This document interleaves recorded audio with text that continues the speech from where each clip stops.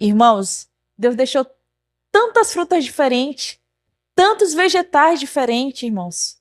A gente tem as opções para se alimentar. Só que a gente prefere o mais fácil, o mais cômodo, o mais prático. Chegar no mercado, comprar um bolo, em vez de fazer. Ah, mas é trigo. Usa farinha de aveia, usa farinha de arroz. Muda.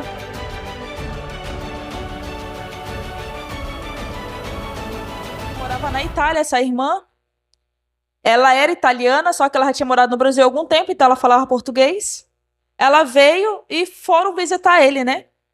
E aí, quando a irmã olhou para ele, que ela era médica, ela falou assim: pastor, crente come, come não é pouco não, né? Aí ele já ficou assim, ele disse que no íntimo dele ele falou assim: ah, lá vem já começar a falar que eu tô gordo. Aí eu olhei para minha mulher já querendo apontar para ela ir pegar os meus exames que eu tinha acabado de fazer naqueles dias e tinha dado tudo ok. E aí ele falou, aí a mulher dele ficou assim, olhando para ele e falou assim: sim, doutora, como bem, eu tô saudável. Aí ela falou assim: benza a Deus, tomara que assim seja.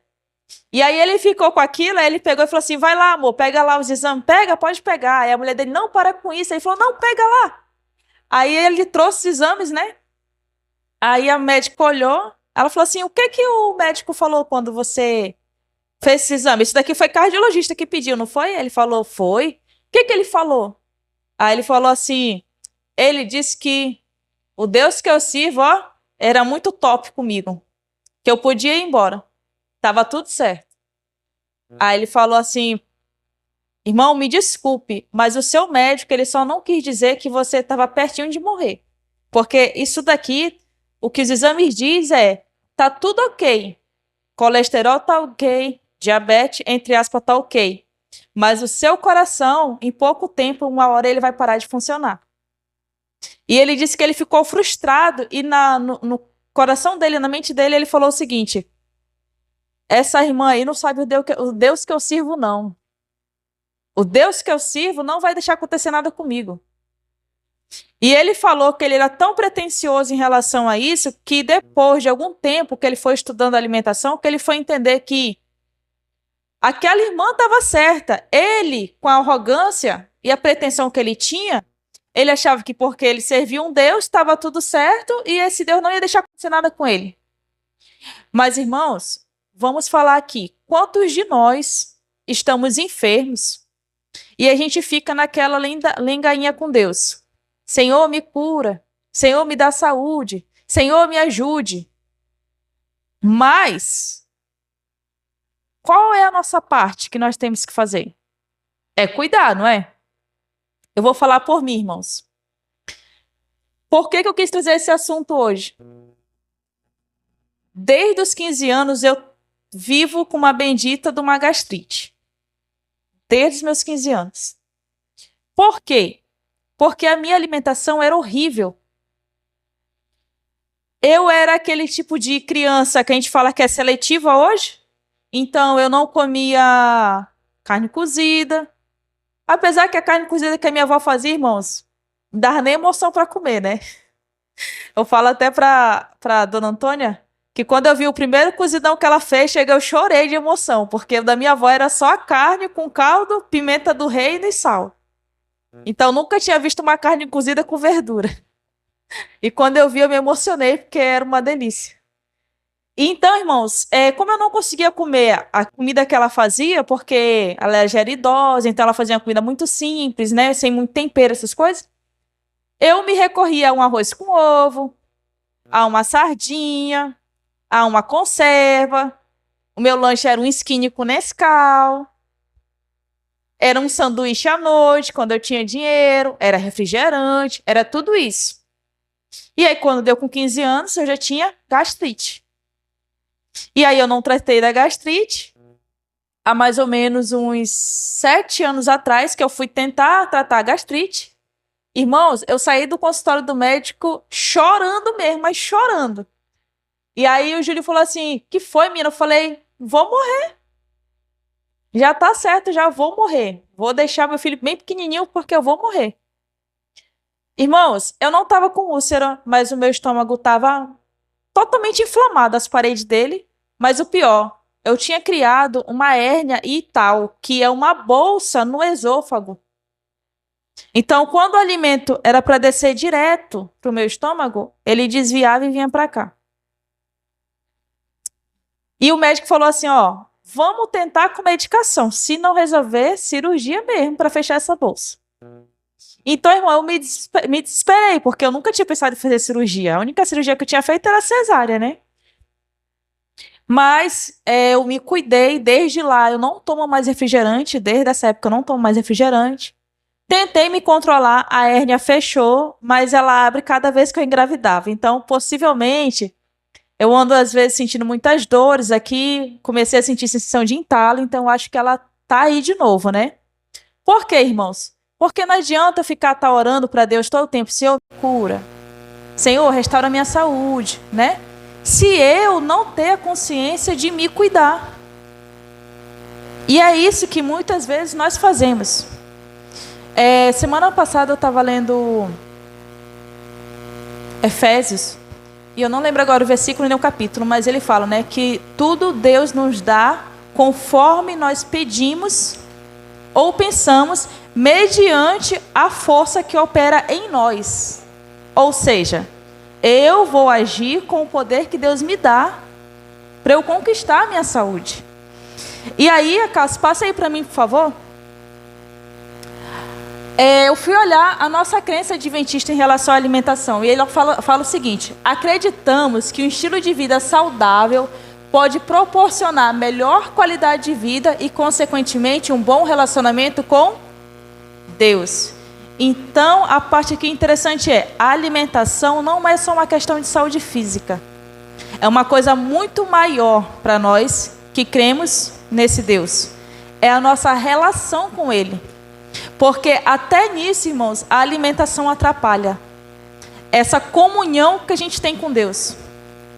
Por quê? Porque cada vez que eu como mais glúten, que é o trigo, cada vez que eu bebo mais refrigerantes, cada vez que eu como mais açúcar, eu estou inflamando o meu corpo, eu estou deixando ele indisposto, eu estou deixando ele desanimado, eu estou deixando ele sem força física. Então, automaticamente, que disposição eu vou ter para me relacionar com esse Deus? Nenhuma, irmãos. Passa aí, Cássio. E aí, a nossa dieta, segundo o site da Igreja Adventista, fala assim: a dieta dos adventistas ela é baseada em 2 aspectos. Evitar alimentos que prejudicam o organismo e usar com moderação os alimentos que são benéficos. Essa parte aqui é bem interessante. Porque aí eu falo assim, eu vou comer saudável agora. Mas aí até no saudável você tem que ter a questão do equilíbrio do apetite. Para você não cometer um outro pecado que é a gula. Né? E aí ele fala assim, os alimentos que, nesse contexto, não consumir alimentos estimulantes. Café, refrigerante, chá preto, chá verde, chá mate. E possuir uma alimentação vegetariana ou vegana. Isso daqui, irmãos, eu vi um documentário incrível. Nos Estados Unidos, essa daqui eu acho que até comentei com a irmã Rosilene esses dias. Achei muito interessante. A gente pensa que a diabetes está ligada ao quê? A diabetes é ligada ao quê? É muito consumo de açúcar. Aí eu descobri que não é.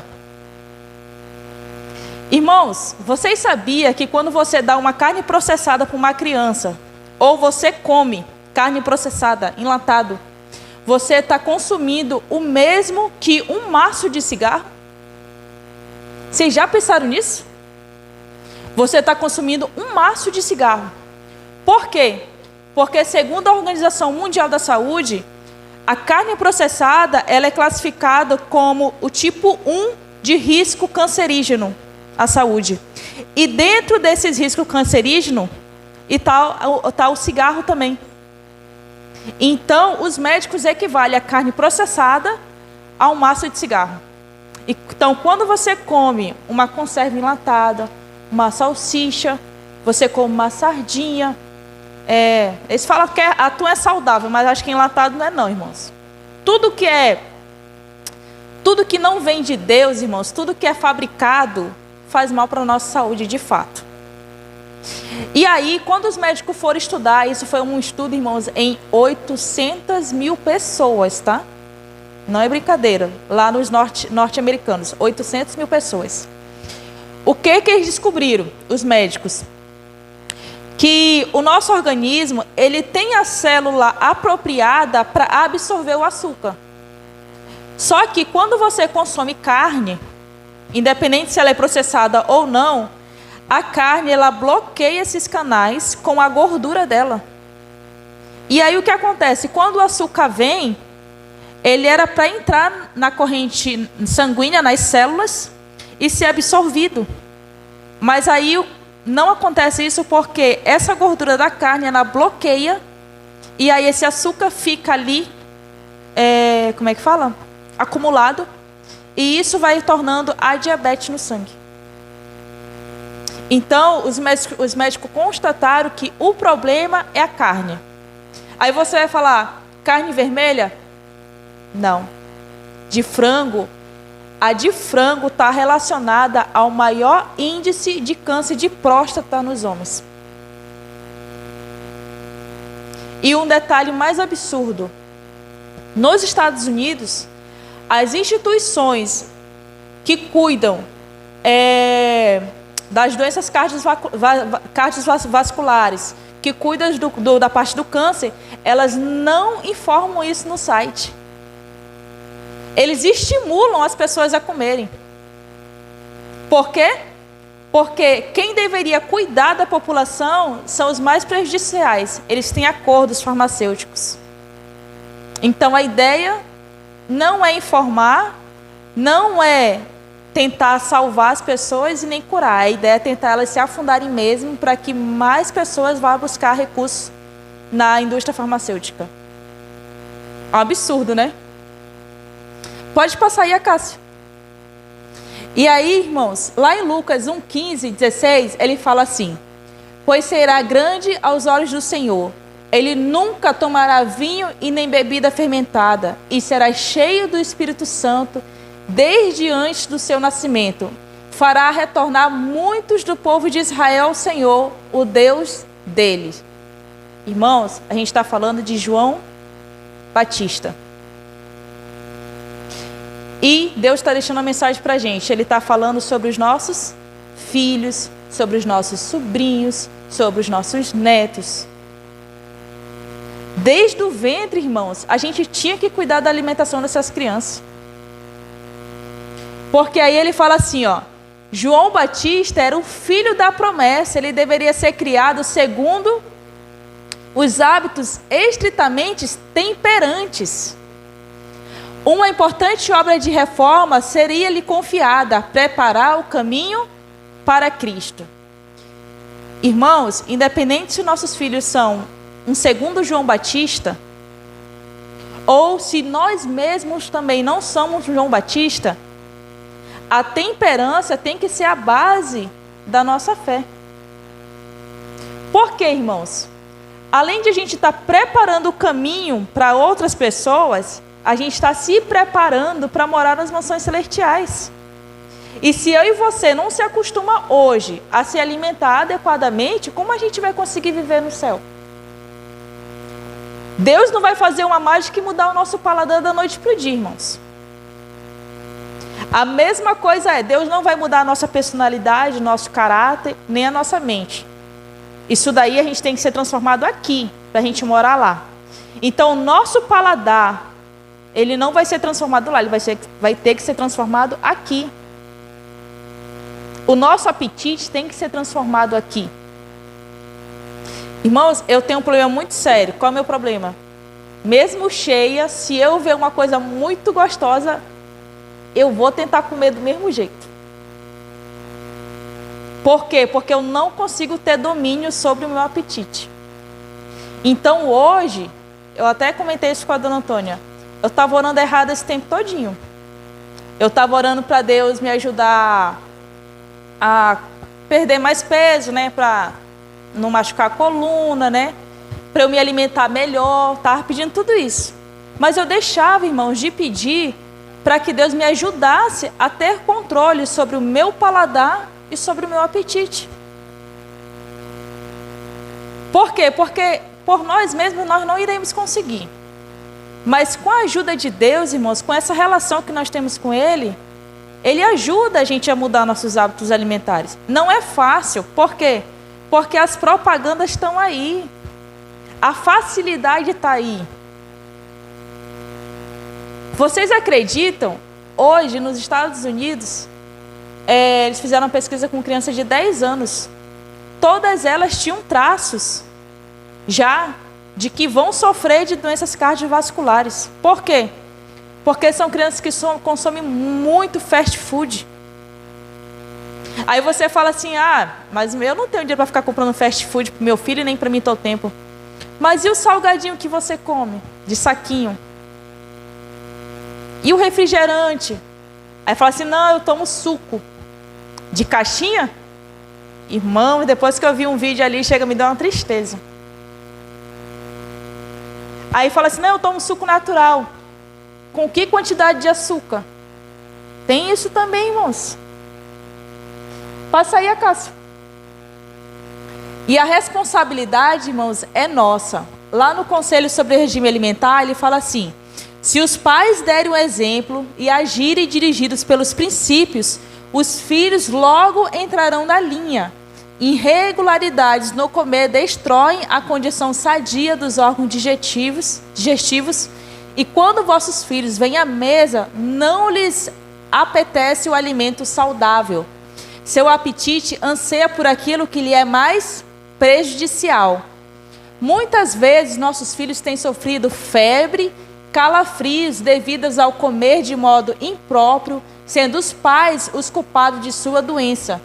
É dever dos pais cuidar que os filhos formem hábitos conducentes com a saúde, poupando-se assim muitos aborrecimentos.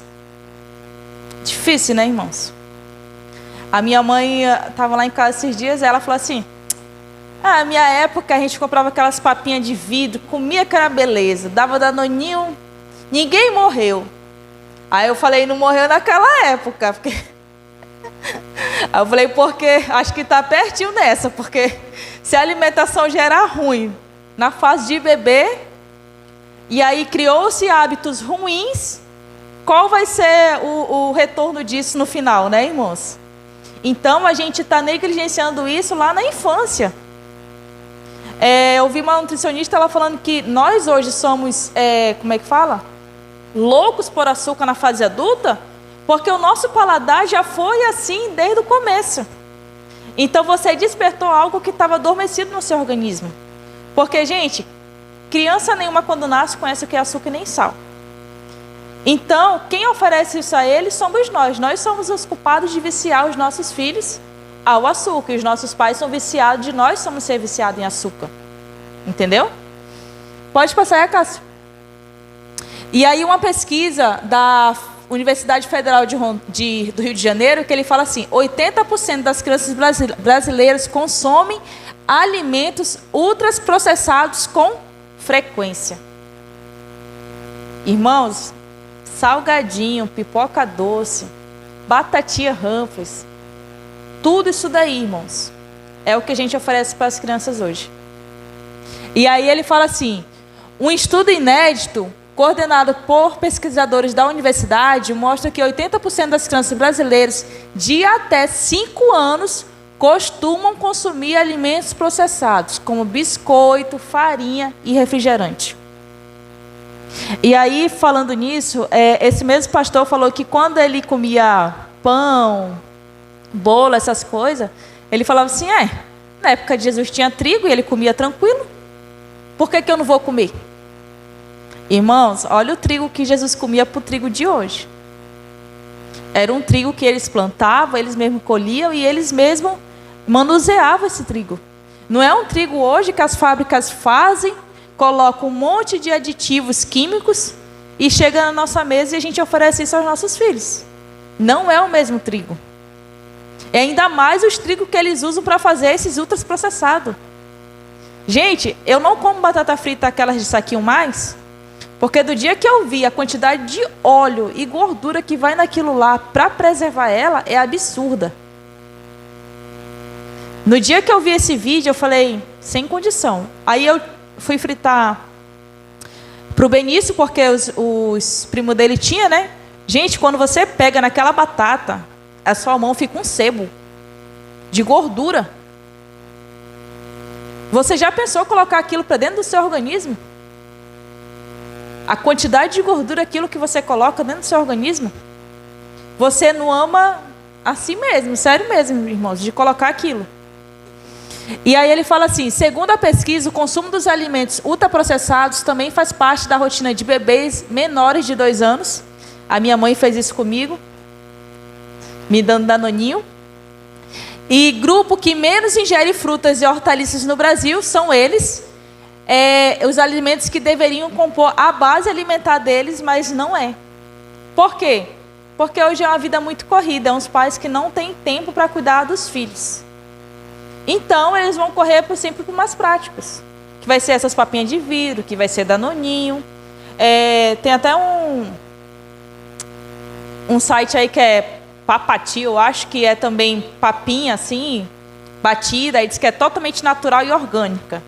Mas não é, irmãos, porque aquilo que a gente vê que é embalado, não é possível pelo homem conseguir manter conservado algo natural. Não tem como. Se até a maçã no mercado ela apodrece, irmãos, sem nada ter feito com ela. Ela está parada ali, ela apodrece. Quem dirá dentro de um saquinho. Então, para conservar, tem que ter colocado alguma coisa. Volta lá, Cássio.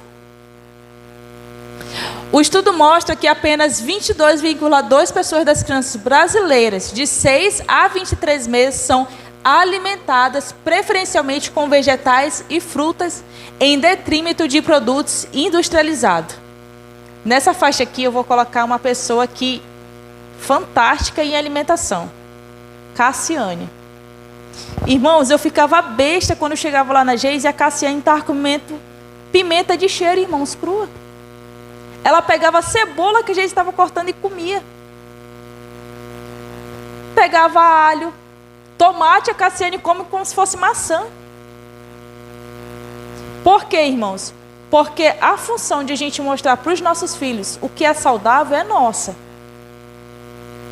Então, se os hábitos alimentares deles estão errados, é porque nós estamos falhando com os nossos hábitos.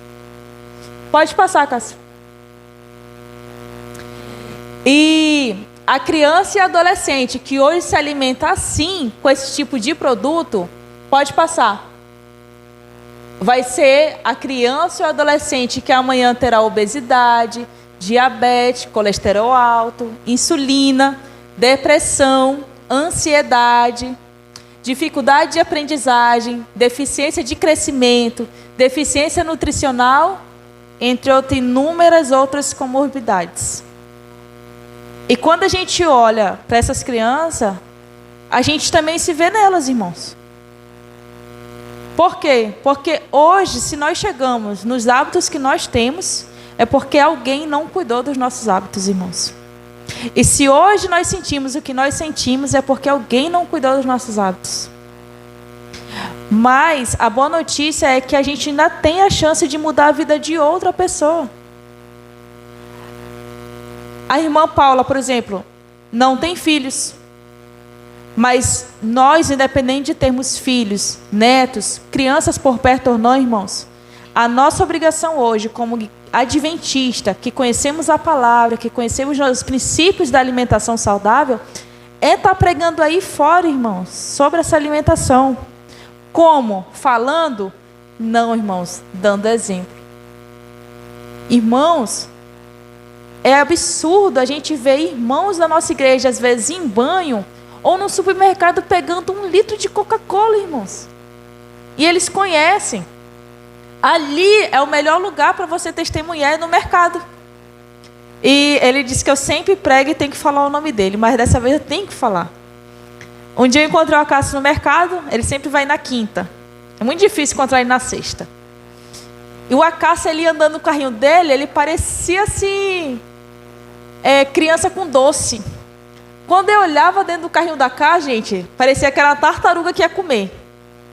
Era um monte de alface, couve, tomate, um monte de coisa. E ele super feliz com aquilo. Quer deixar o Cássio feliz é dar um balde de salada para ele.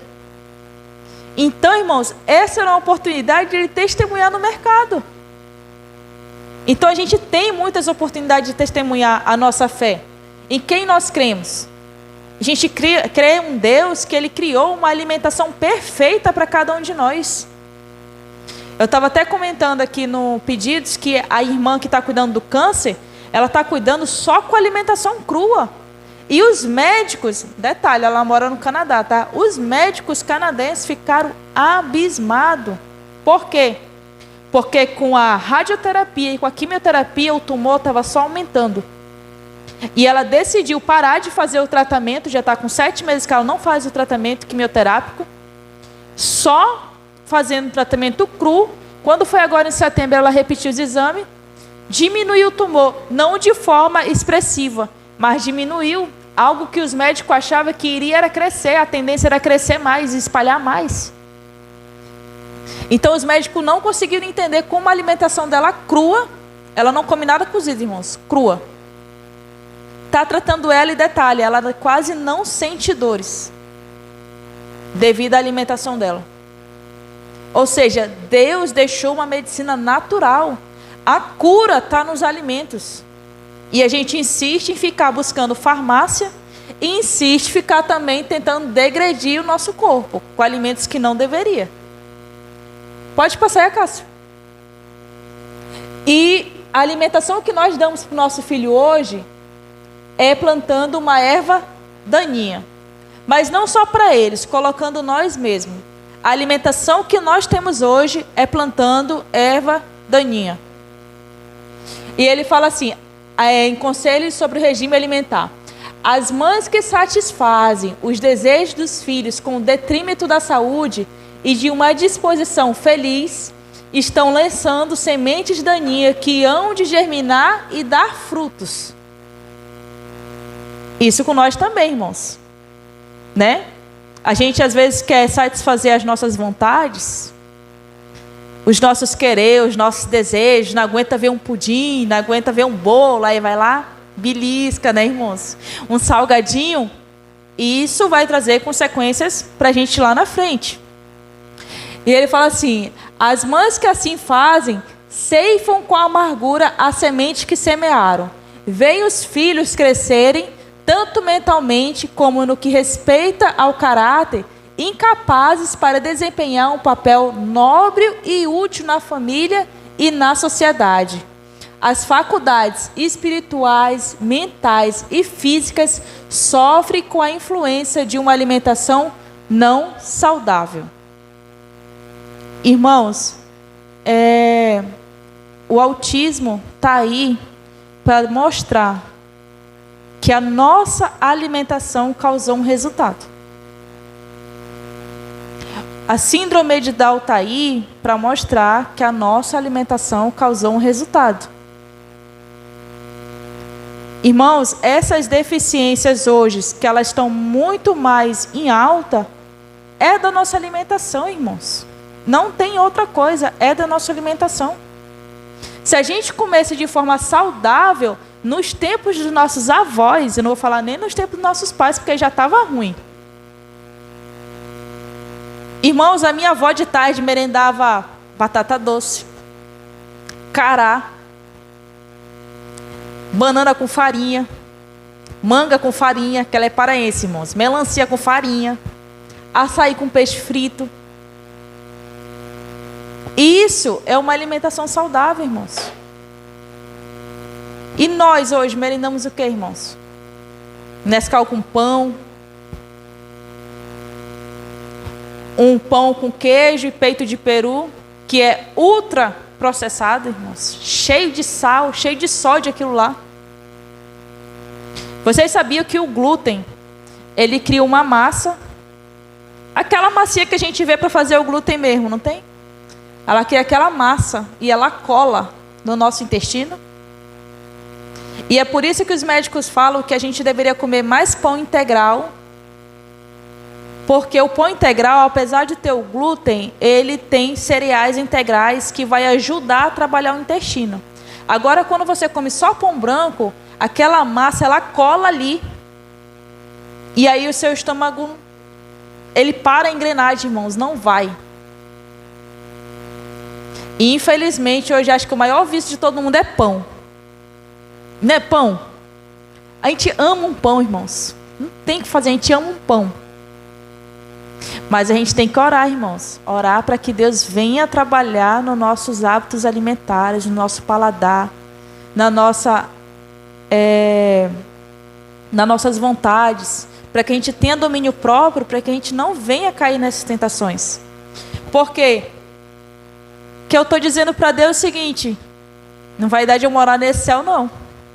Não tem uma fábrica que faz um salgadinho. É basicamente isso, irmãos, que eu estou falando para Deus. Por quê? Porque eu não consigo largar. E para finalizar, pode passar aí, Cássio. Na Ciência do Bom Viver fala assim: que a mesa seja convidativa e atraente, sendo provida das boas coisas que Deus tão generosamente nos proporcionou. Seja a hora da refeição um tempo alegre e feliz. E ao gozarmos os dons que nos são concedidos, retribuamos com grato louvores ao doador. Irmãos, Deus deixou tantas frutas diferentes, tantos vegetais diferentes, irmãos. A gente tem as opções para se alimentar. Só que a gente prefere o mais fácil, o mais cômodo, o mais prático. Chegar no mercado, comprar um bolo, em vez de fazer. Ah, mas é trigo. Usa farinha de aveia, usa farinha de arroz. Muda. Dá trabalho? Dá. Mas o que é que não dá trabalho, irmãos? Tudo dá trabalho, né? Agora a gente não pode ser negligente em cuidar da nossa saúde. Eu falei outro dia para o Júlio, isso é uma verdade. Veio na minha cabeça. Se a gente não cuidar da nossa vida, irmãos, outras pessoas vão cuidar, mas vai ser só para falar. Então a gente tem que cuidar da nossa vida. E quando eu falo da nossa vida, é do nosso corpo. Por quê? Porque aquilo que Deus fez é bom. Aquilo que Deus não fez, não é bom para o nosso organismo. Então que a nossa oração contínua seja: Senhor, trabalhe em mim. Me dá domínio sobre as minhas vontades. Me dá domínio sobre o meu apetite. Me dá domínio sobre os desejos que eu tenho em relação à comida. Me faz sentir prazer nas coisas que são criadas por Ti. Me faz eu sentir o açúcar que a laranja tem. Me faz sentir o gosto da goiaba. E assim Deus vai preparando o nosso corpo cada dia mais, irmãos. E vocês vão ver, irmãos, cada dia eu estou tentando melhorar um pouco mais a minha alimentação. Não é fácil. Eu consegui agora reduzir a minha alimentação para 4 refeições. Porque eu só vivia beliscando, irmãos. Beliscando, beliscando. E esse daí é um outro problema. Eu falei até para Cássia. Sobre alimentação, outro dia eu falo mais, porque é muitas coisas que tem para falar. Mas trabalhe na vida de vocês a oração para que Deus possa ajudar a mudar os hábitos alimentares. E Deus vai ajudar. Se Ele concedeu essa alimentação para nós, Ele vai nos ajudar a gente se manter nela cada vez mais. Amém? Deus. E que infelizmente ainda estão, Senhor, se alimentando de forma errônea, Pai. Te pedimos, ó Deus, também que Tu venhas ter domínio, ajudar a termos domínio sobre o nosso paladar, sobre as nossas vontades, ó Deus, sobre as nossas atitudes em relação à comida, Senhor, em relação ao alimento. Que a nossa mesa, Senhor Jesus, venha ser um momento de bênção, Senhor, venha um momento de adoração a Ti através dos alimentos. Que a gente possa mostrar, Senhor, aos nossos filhos, ó Deus, tudo aquilo de bom que Tu criou para cada um de nós, Senhor. E que aqui, Senhor, de alguma forma a gente venha se preparar, Senhor, para podermos deleitarmos, Senhor, das refeições lá no céu, Pai. Te pedimos, ó Deus, perdão pelos nossos pecados. Te pedimos também, ó Senhor, que Tu fique com cada família aqui representada. Que o Senhor nos acompanhe em segurança aos nossos lares, ó Deus. E continue, ó Deus, nos preparando para receber o Teu sábado, Senhor, bendito, ó Deus. Pedimos também, ó Pai, que fique com cada irmão, Senhor, que aqui não está. Que o Senhor conhece, Senhor, o coração de cada um. E que o Senhor venha levantar, Senhor, um fervor aos corações dele para que eles venham estar no próximo culto, Senhor. Que eles venham estar presentes conosco, Senhor, na igreja. E que a gente venha, Senhor, cada dia mais, Senhor, viver em comunidade, viver em comunhão, Senhor. E sempre, ó Pai, sempre motivados a fazer o melhor para Ti, Pai. É isso que nós te pedimos e te agradecemos. No doce nome do Teu santo nome, Jesus. Amém.